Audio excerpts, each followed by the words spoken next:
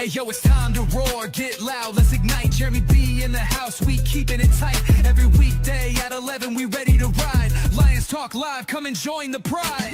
Waking up early, it's that morning grind. Tune in to the show, leave the troubles behind. Jeremy B's the king, with the voice like thunder. Every word he spits, it's a lyrical wonder. Got the lions around, sharp and fierce. When we hear one pride, you can't help but feel your heart pierce. Talking all the topics, keep it real, keep it raw. With a lion's mentality, we're ready for the roar. One pride, it feels right. Jeremy B bringing the heat, morning light.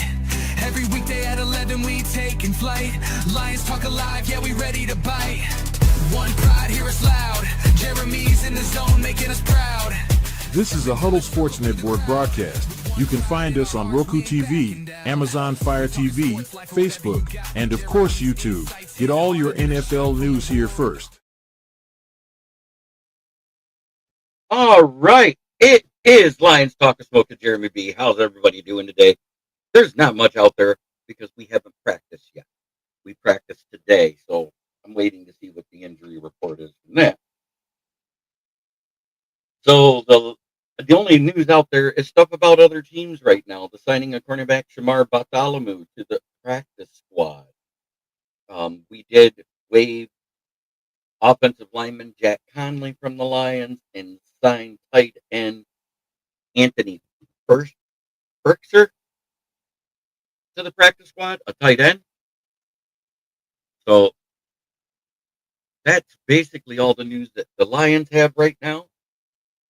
Jair Alexander quit.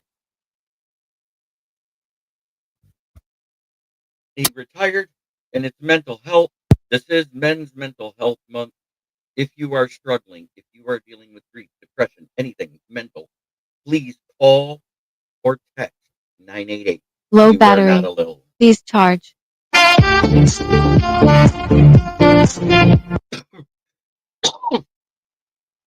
Evidently, that's the only time you're going to hear that today because the thing's dead. But that being said,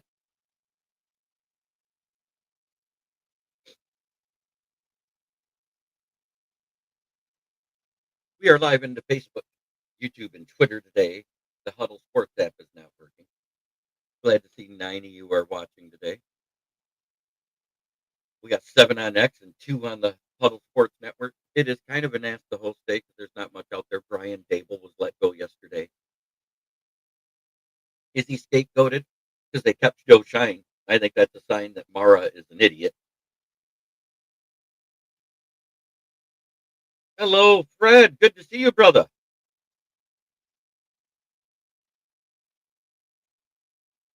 We are 1.5 point underdogs this weekend. Very rarely do the Lions lose when they're underdogs on the road. It's also having a warming trend. It's already warmer today than it was yesterday. It's supposed to be in the 50s this weekend. They already announced Jameis Winston is starting. That came out today. Russell Wilson is not starting. Crab Legs is.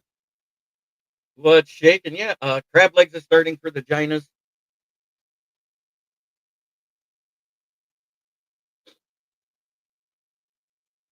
Yeah, I think that was AI. I don't know. Because there's no 00 on our roster.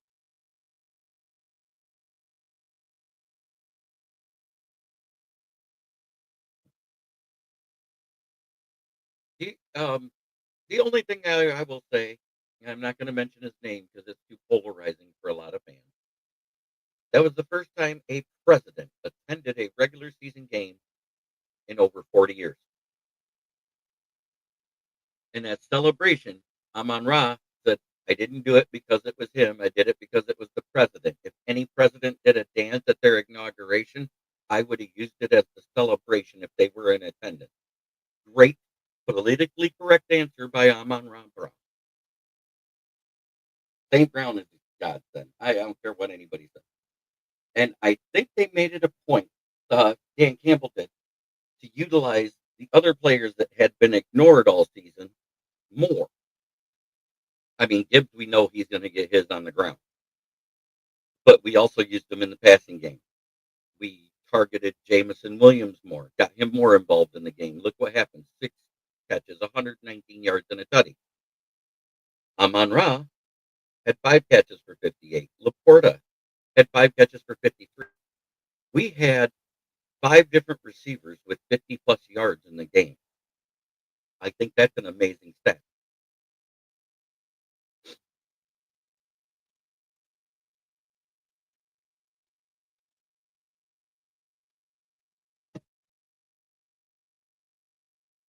Even Tesla got in the catch action, which I think he needs to be utilized more. And with the concussion that's going on, yeah, I'm sorry. I didn't know it was ready. It wasn't ready when I set up the show earlier.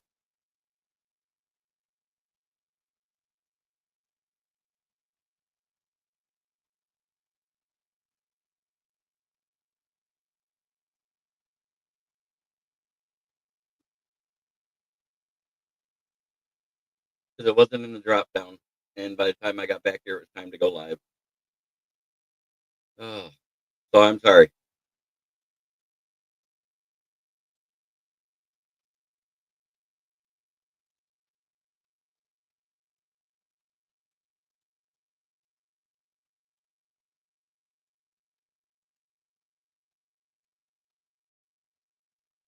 I woke up early. That's my fault. God, I hate this.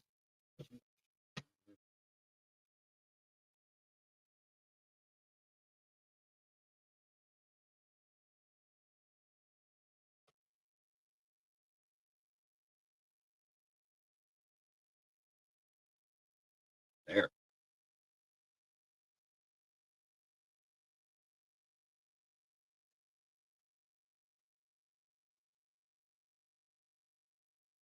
No, I did not. I haven't looked at that. I'll be doing that stuff later tonight for the NFL Roundtable talk.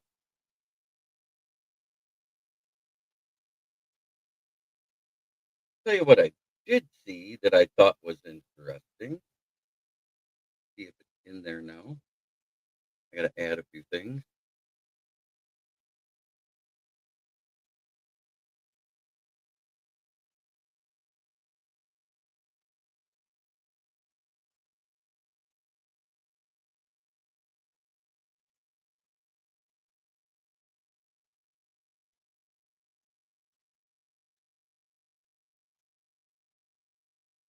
Here. So last year, Saquon Barkley was an MVP front runner with his great season he had. This is what's going on as of 10 weeks right now. 4.4 yards per touch, 779 yards, and 6 touchdowns. Jahmyr Gibbs, 5.8 yards per touch, 920 yards, and 10 touchdowns so far this season. According to PFF, Jack Campbell leads all linebackers with an elite 91.8 run defense grade. He's also the only linebacker to rank in the top 10, in the top 15 in run defense and pass rushing coverage grade so far this season. And have you lost back-to-back games since October 2022? No, we're the Detroit Lions. Yes, of course, that was over 3 years ago. Is every team in the NFL, and you can now add Green Bay to that list.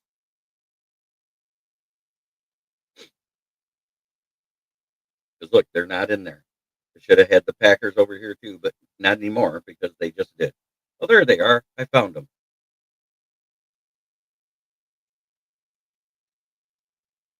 Back-to-back weeks. No pressures, no sacks, no quarterback hits for Micah Parsons.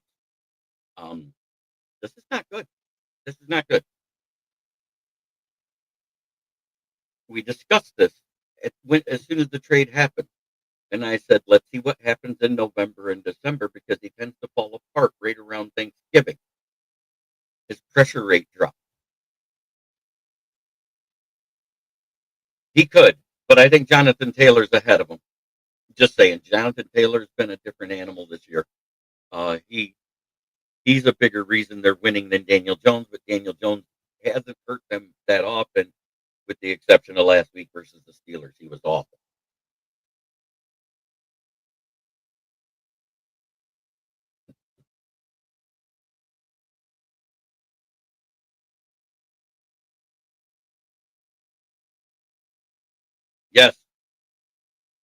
The last time the Lions lost back-to-back games was 1,106 days ago in 2022 when we lost to the Cowboys and then lost to Miami.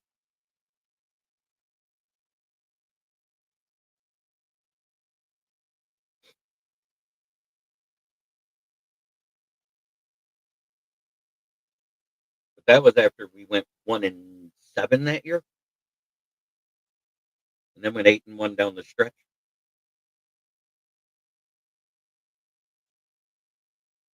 With our only loss during that that run was Carolina.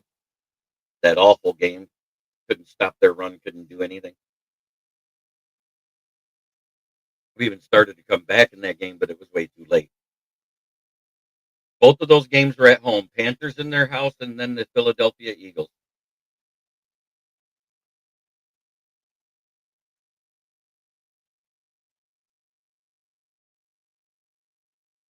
But I'm on rousing concussion protocol, which means that if he's not cleared by Thursday or Friday, we're going to have to see more out of Isaac Tesla.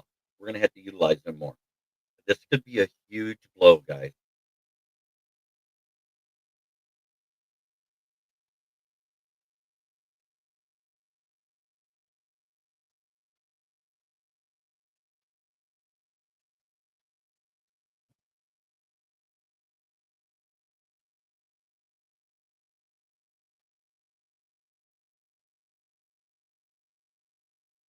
I think the earliest they can test him is tomorrow. Carry-on Arnold's also in there too.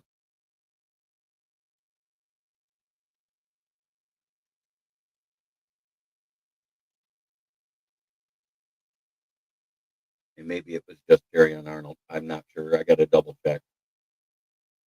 But I heard a couple players were in concussion protocol. Somebody said it was Amon-Ra. But I got to check my sources. So don't quote me on that.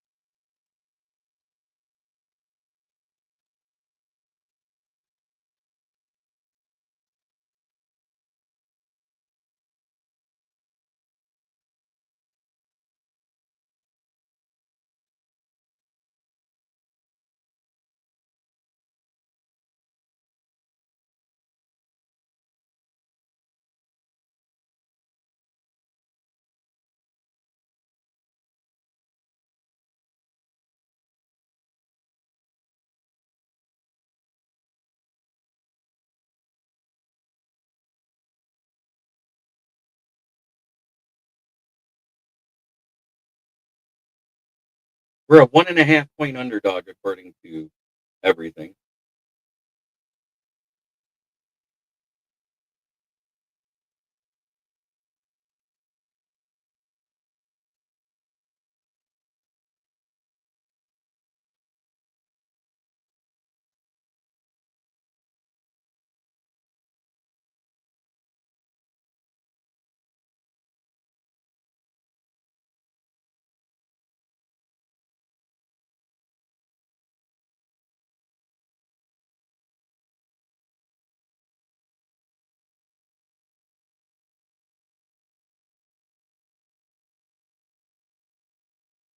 What do you guys think of that stuff so far? I know Carry-on Arnold is. That was verified.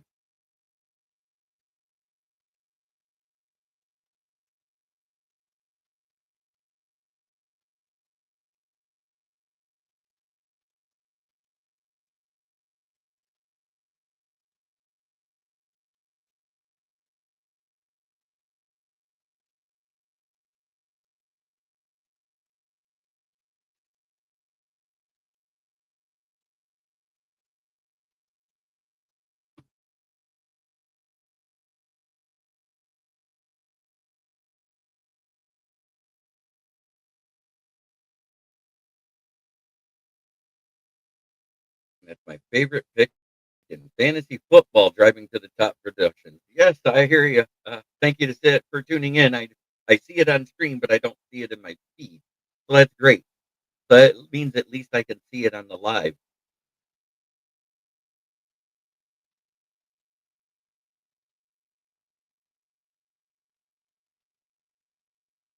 I have to make that print bigger so I can see it.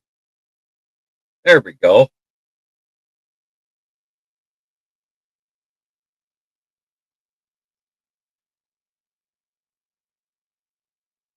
Yeah, Tesla. Add the extra A. It's a Slavic name.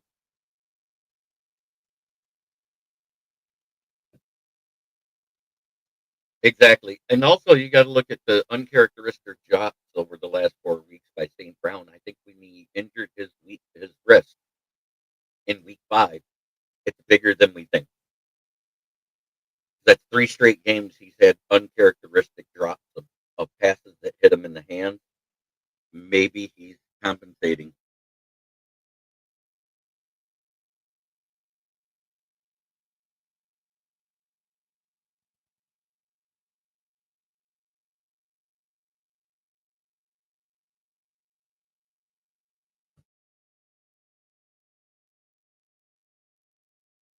It's a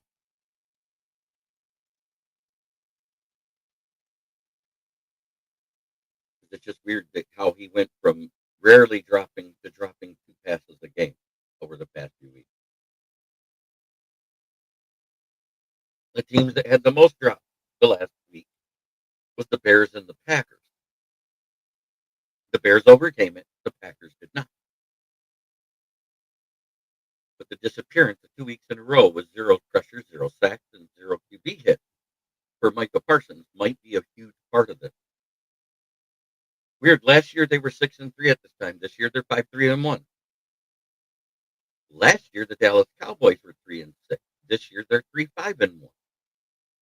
So one team has a worse record than that this time, and the other one has a half game better. Half game worse, half game better. In the 2 losses in the row, and I granted. Oh, and the take on Gibbs before I was interrupted. Yes, he is.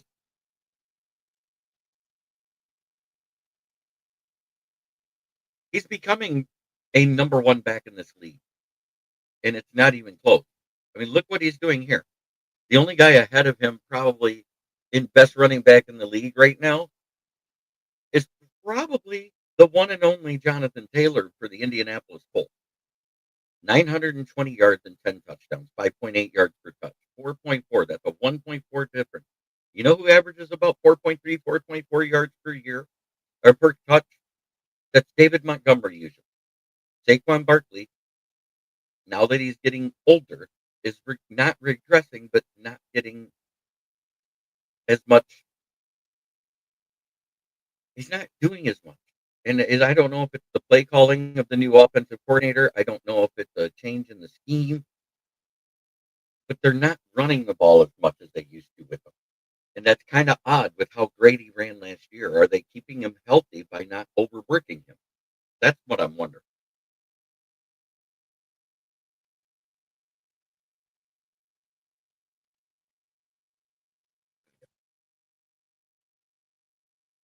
I just think that was, yeah, there we go. Philly with the new coordinator seems to be issues. I agree.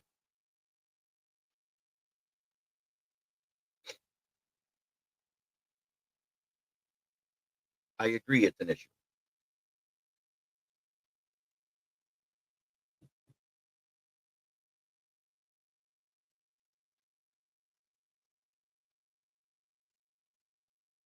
Yeah, I mean, 1.4 yards per touch, better than Saquon Barkley this year.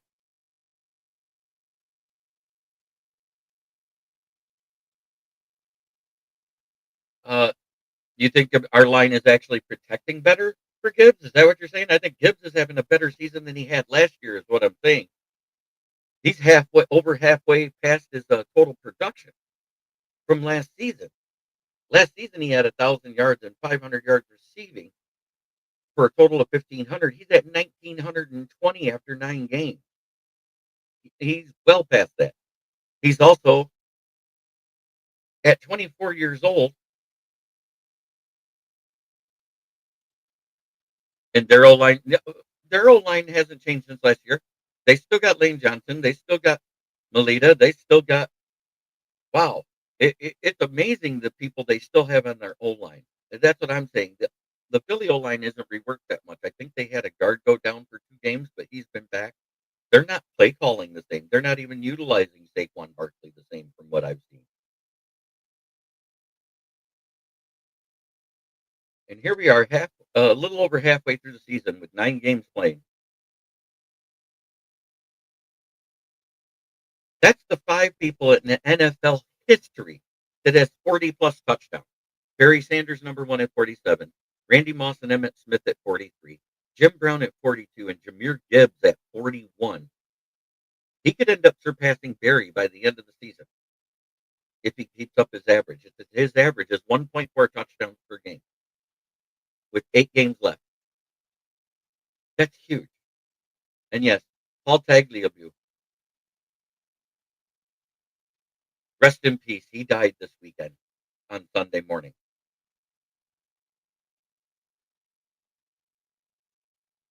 It kind of got swept under the rug because everybody was more focused on Donald Trump being at the game, whether it was left or right. I don't care.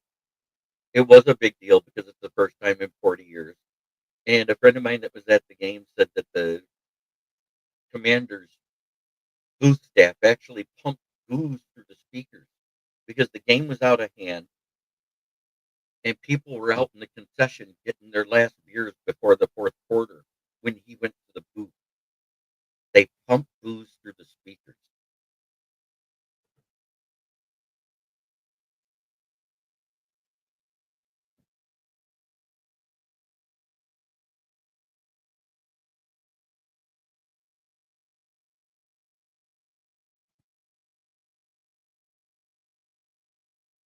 It's amazing right now. Right now, you've got the guy who's played every game is Sewell. Gibbs with his production. Amon Ra's been elite too. There's quite a few. If for me on the defensive side, you have to have it a toss up between Jack Campbell and Aiden Hutchinson. Hutchinson because of the sack, Jack Campbell because of overall. I mean, highest pressure rate in the league right now is Aiden Hutchinson. Not pressure win rate, pressures. That stat alone. And that's weird because he's not leading the league in sacks. That's Nick Bonito of the Broncos. And that team has been elite at getting to the quarterback, and that's why they're winning games. I think Sean Payton needs to take the coin that has Josh Rosen on one side and Josh Allen on the other away. Yes, he has. I'll put that up again. Jack Campbell leads all linebackers with an elite 91.8 run defense grade. He's also the only linebacker to rank top 15 in run defense, pass rushing coverage grade. The only linebacker. He's quietly becoming the best linebacker in the league, and nobody's talking about it outside of Detroit.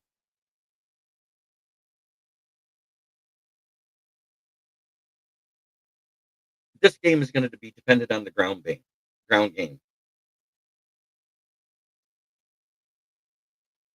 Okay, Adam, it was good to see you.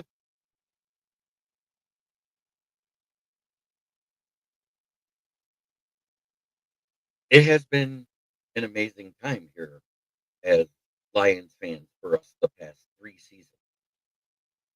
And our 4th season of being good. I'm not saying we're elite. I'm not saying we're great. I'm saying we are a good team. We are a contender.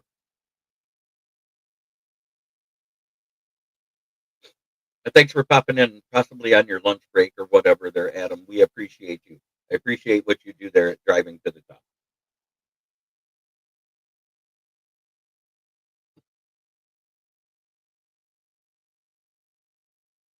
I'm going to be taking more charge of my show.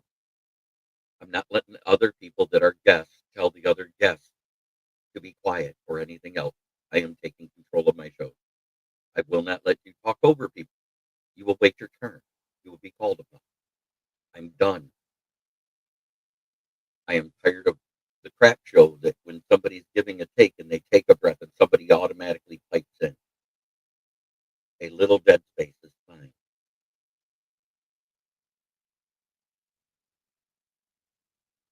There has to be structure. I don't mind if people talk, but don't talk over someone. Don't just be loud to cut someone off.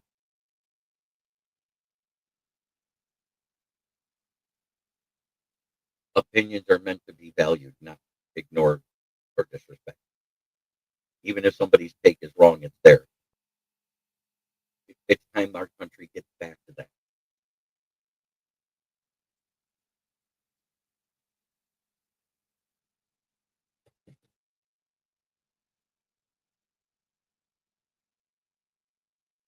I can't remember a time when our country was so soft.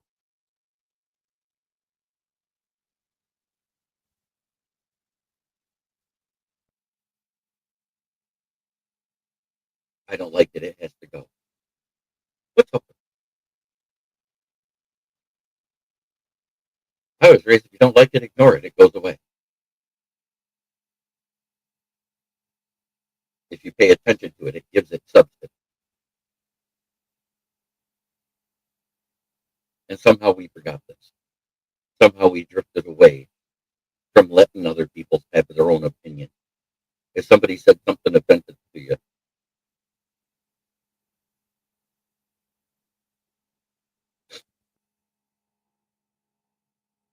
that you don't like, we used to punch you in the mouth and then hug it out after. I got punched in the mouth enough times. I know.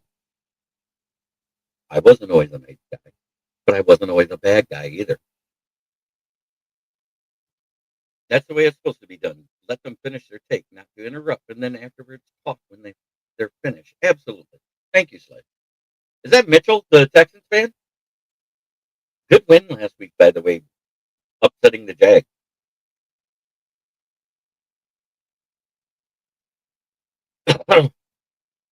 I said Gibbs was the better overall back over behind that draft on my draft show. I was told I was an idiot. I was told I was wrong.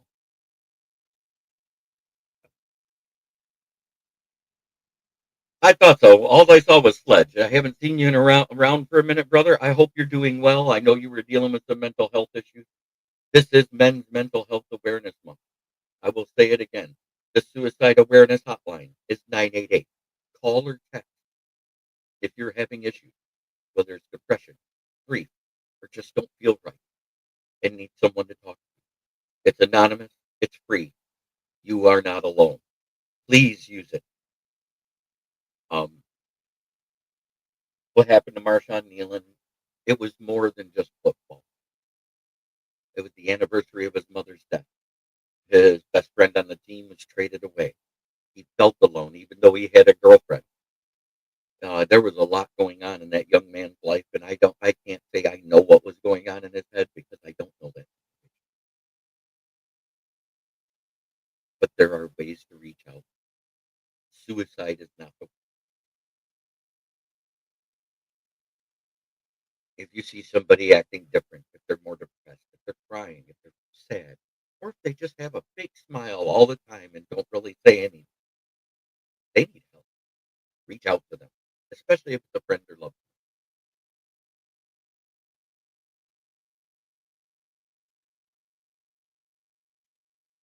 one. I feel bad for that entire family.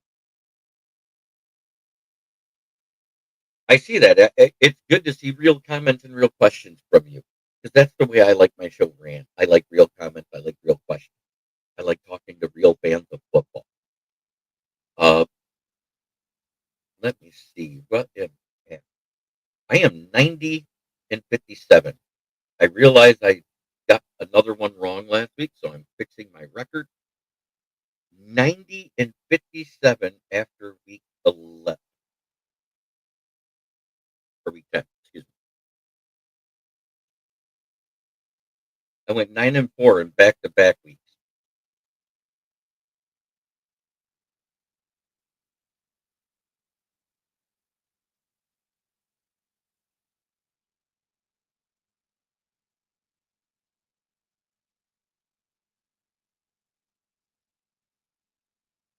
I think that's pretty good, picking every game on the schedule. I don't care if it's straight up or against the spread. And in all actuality, I'm pretty much almost exactly the same against the spread, because a couple of those games I picked the wrong way, and I admit it. But I was at one point 4 games better against the spread than I was versus everything, because of the blowouts that happened. And last week was weird. A bunch of close games in prime time and a bunch of blowouts in between. It was so weird. I mean, 7-10, the Broncos win over the Raiders. 10-7, the Eagles win over the Packers. And both of those, that was Thursday night game and Monday night football. Two of the most premier games to have. I think the Thursday night football game is looking worse every year. I be in the Super Bowl. God, I think it would come down to like the Pat Eagles Rams. On the AFC side, I say the Broncos because of defense, Bills because of offense. Those are the three that I have on the other side. If it ended, and because the Chiefs aren't even in the playoffs, so you can't throw them in there at 5-4. On the other side, in the NFC, Eagles, Rams, Lions, maybe the outside shot at the Seahawks. Any one of those four to go. But I think the other three is just because of the defense of the Broncos, the way they're playing and their sack rate and their turnovers are doing great. That defense is why they're winning games, not the offense. Because, like I said, Bo Nix this year seems to have a coin that says one side Josh Allen and one side Josh Rosen, and you don't know which quarterback you're getting. And that's the sophomore slump. Good quarterbacks their rookie year tend to slump in second year. It's how they respond their third year that you have to judge them on. CJ Stroud, I feel sorry for him being out like he is. I don't think Davis Mills is the answer, but that defense is keeping him in games and keeping games close. And as long as that defense can do that, he gives you a shot to win, because he's not awful. He's just not good. He's mediocre. Yes, I did, and I agree with him. Thursday night football is awful.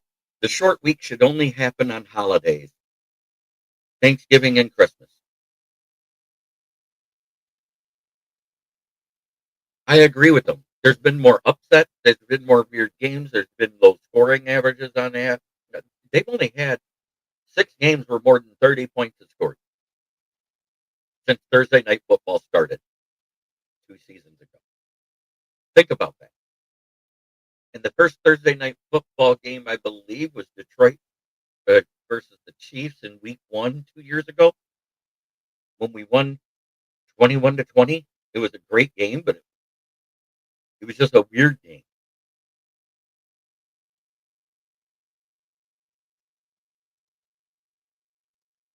Yep. I seen that. Like I said, he's not a good quarterback, but he's average. Well, when the NBA started it, we should have known that we should have known that the NFL was going to do it too. The NFL is more popular than the NBA. Kudos to the Pistons being in first place after a week and a half. I know, isn't it? Isn't it weird? PC payload. PC payload. Look at Gibbs versus Barkley this season. 920 total yards, 10 touchdowns, 770 yards, 779 yards, and 6 touchdowns. 5.8 yards per touch by Gibbs, 4.4 yards by Barkley. I'm not saying Gibbs is better than Barkley. I'm saying this season he's having better production than Barkley, and I think it's mostly due to their OC and the lack of consistency in their play calling. Oh, I know it's all about money. Um, Tagliabue, rest in peace, my man. 84 years young. He did a lot for this league, and the reason why the money got to where it is, he's the one that brought in all that stuff. Goodell come in, and he's just strengthening what he did as far as the money wise.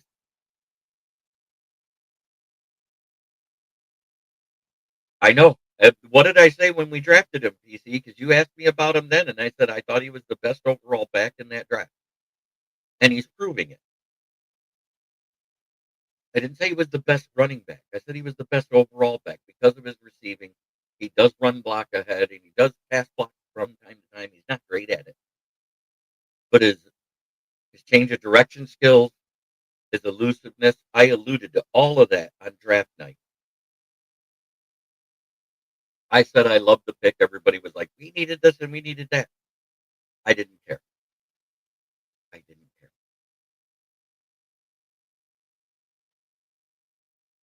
Everybody says, "Well, this makes no sense because we just signed Monty." I said, "Monty's not a Gibbs, and Gibbs is not a Monty. They're somewhere.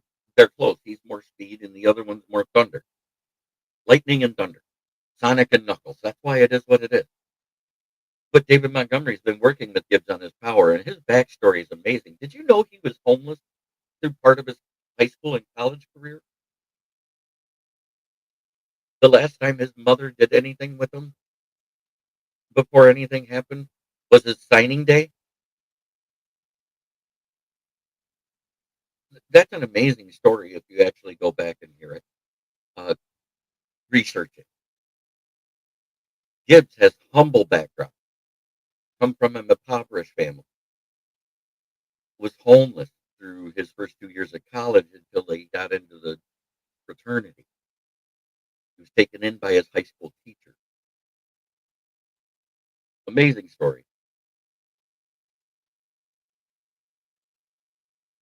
Yeah, and Jack Campbell's having a season right now. Look at that. Leads all linebackers with an elite 91.8 run defense grade. He's also the only linebacker to rank in the top 15 in run defense pass rushing coverage grade.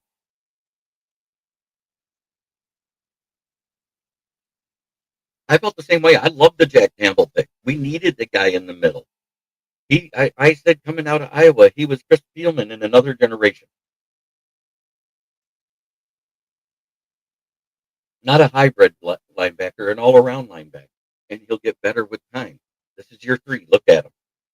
This is year 3 with Gibbs. The elite company he's in right now. Gibbs is wow. I mean, look at that. Barry Sanders, Randy Moss, Emmitt Smith, Jim Brown, and Jahmyr Gibbs are the only players with 40-plus touchdowns before the age of 24, and he'll surpass Barry more than likely this season.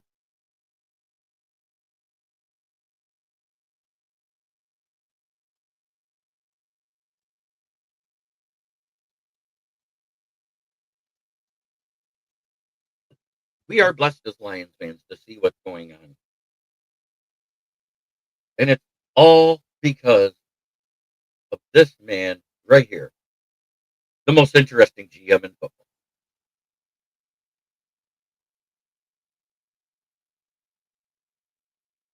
But he can keep going.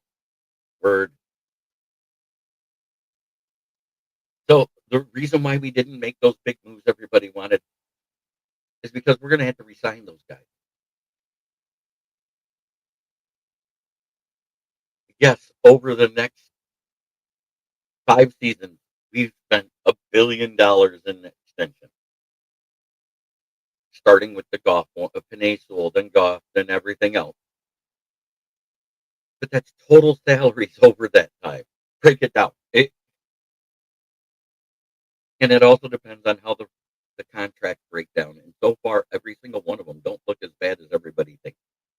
They all have their years in year 3 or year 4 where restructures can be done to add void years and stretch it out. So I don't think we're losing anybody. I think we're going to stick with our guy. Laporta's coming on.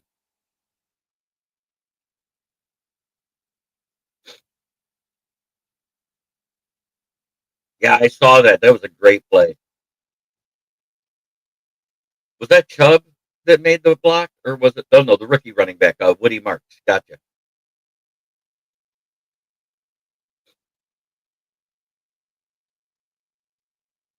Another I wish that they'd utilize him more as RJ Harvey for the Broncos. He's coming into his own. He's looking good, but they don't utilize him correctly.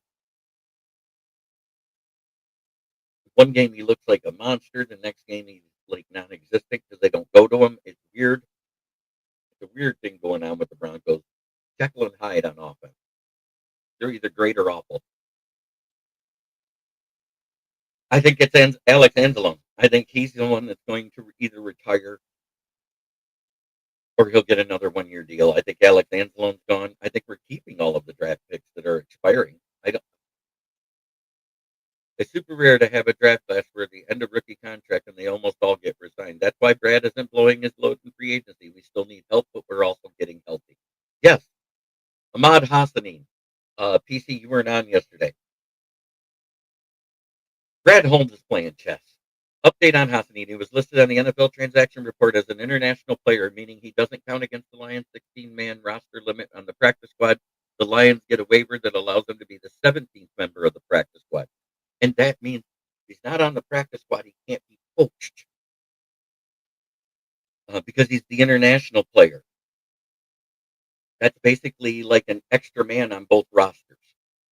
He can be activated any week and then sent down any week, and we don't have to worry about it.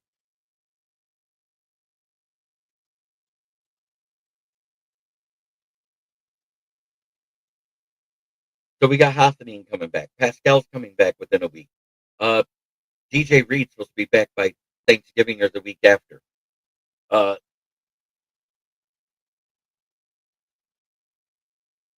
Yeah, Dobbins was always a question of when, not if he'll be hurt, because he gets hurt every season.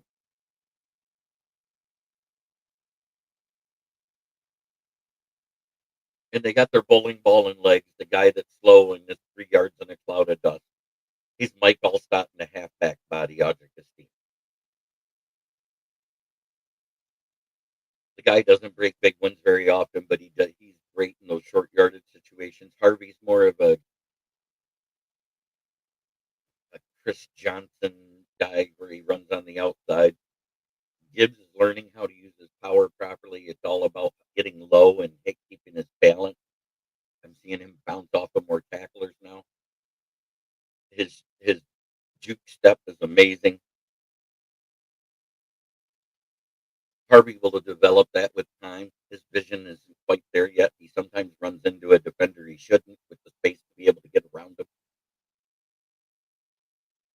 And that's basically the news for today. I will be covering more about Dable, the Jair Alexander thing, because he retired this week or at time off, whatever it is, to get his mind right.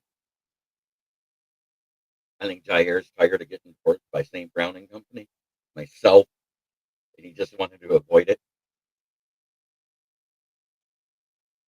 Cam Scadaboo truck stick Zadarius Smith into retirement. What is going on with the Eagles? Maybe they need to take a page out of our book. Remember what we did in 2022 that was unheard of? We were the first team to do it. We hired a mental therapist to our strength and conditioning staff. And that was after we signed Jamal Williams, I believe it was, when he joined the team. And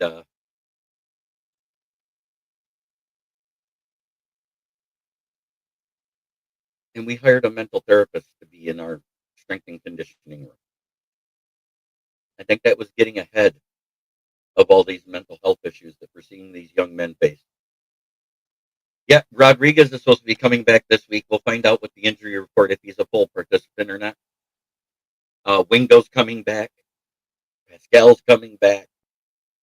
We're getting healthy at the right time. Instead of having people go to injury, we're getting people back from injury this season, late in the year. That's a huge difference from the year before. The year before, we didn't start getting injuries till week 7. I like talking actual football. I really do. It makes life good. Also, the Vikings signed Bartholomew from the Panthers practice squad today. So they added somebody. Let's face it, their secondary needs help.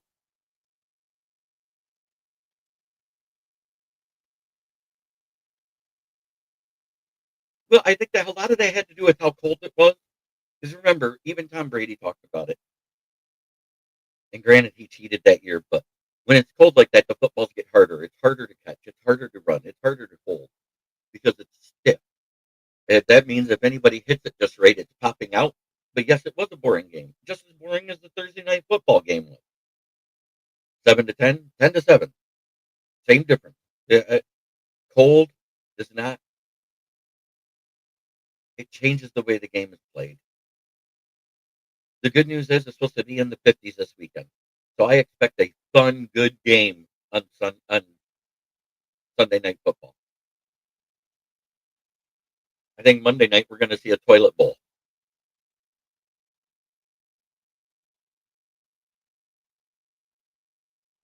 Because you got Dallas versus Las Vegas in Vegas. The 1-star rating system versus one of the worst teams in the league right now. Jekyll and Hyde on how they use Genty. Geno Smith is awful. But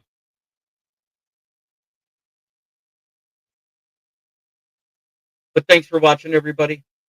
The Lions are back atop the NFC North. Imagine that. In a tie with the Bears, who are 0-2 in the division. In their next game in the division, I believe, is the Packers coming up.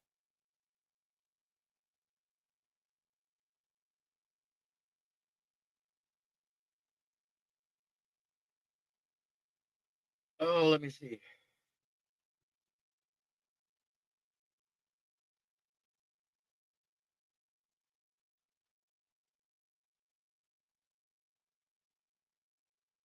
I'm trying to read it.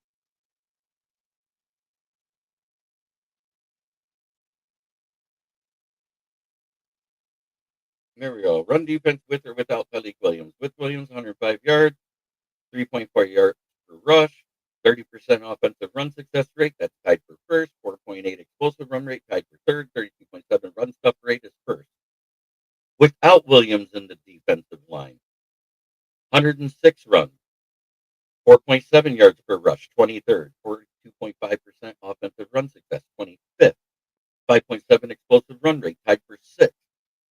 8.9% run stuff rate, which is last in the league. So with them, we're first, and without them, we're last. So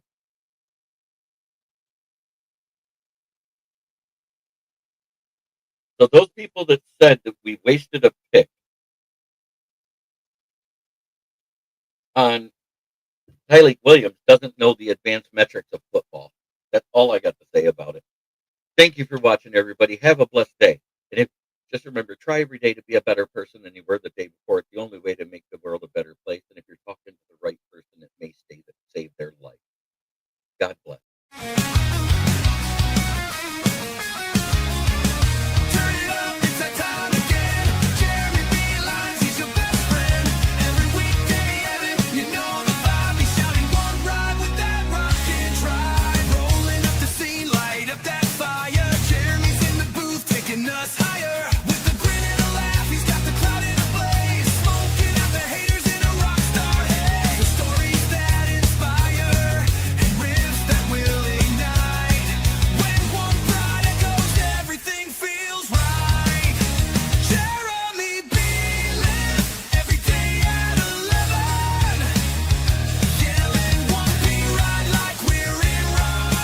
This is a Huddle Sports Network broadcast. You can find us on Roku TV, Amazon Fire TV, Facebook, and of course YouTube. Get all your NFL news here first.